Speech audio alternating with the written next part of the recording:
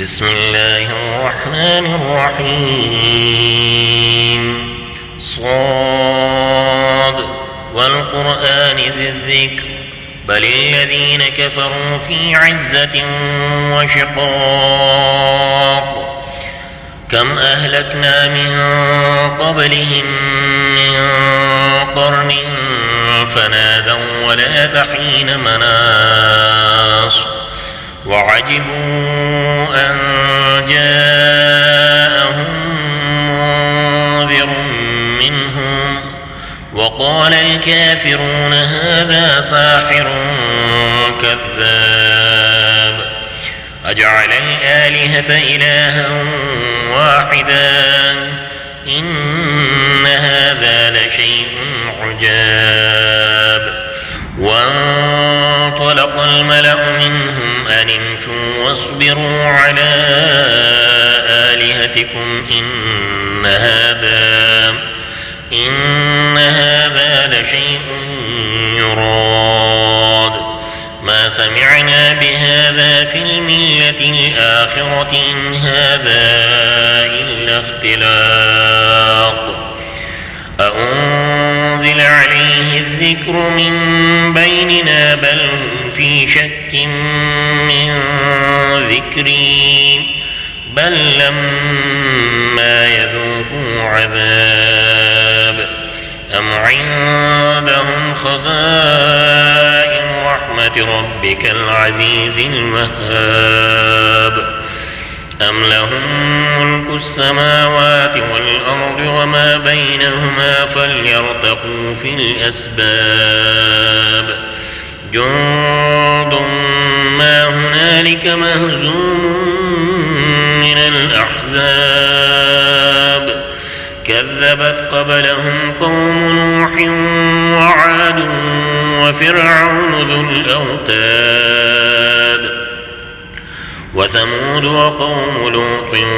وأصحاب الأيكة أولئك الأحزاب إن كل إلا كذب الرسل فحق عقاب وما ينظر هؤلاء إلا صيحة واحدة ما لها من فواق وقالوا ربنا عجل لنا قطنا قبل يوم الحساب اصبر على ما يقولون واذكر عبدنا داود ذا الأيد إنه أواب إنا سخرنا الجبال معه يسبحن بالعشي والإشراق والطير محشورة كل له أواب وشددنا ملكه وآتيناه الحكمة وفصل الخطاب وهل أتاك نبأ الخصم إذ تصوروا المحراب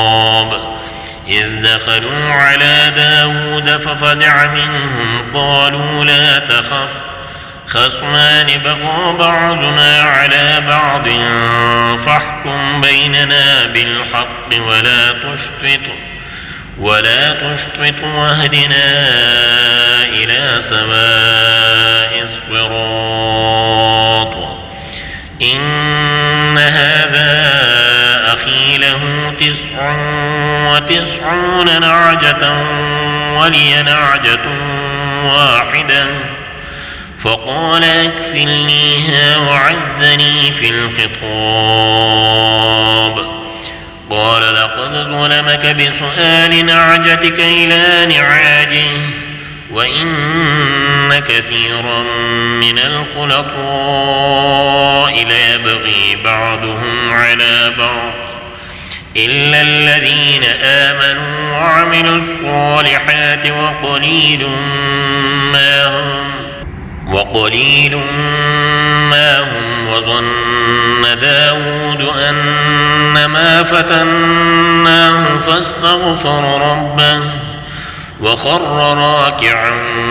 وأناب فغفرنا له ذلك وإن له عندنا لزلفى وحسن مآب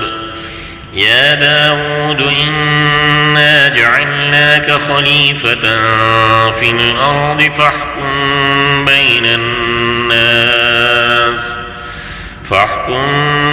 الناس بالحق ولا تتبع الهوى فيضلك عن سبيل الله إن الذين يضلون عن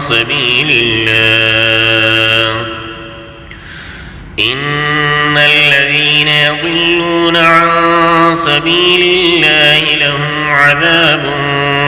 شديد بما نسوا يوم الحساب. صدق الله العظيم.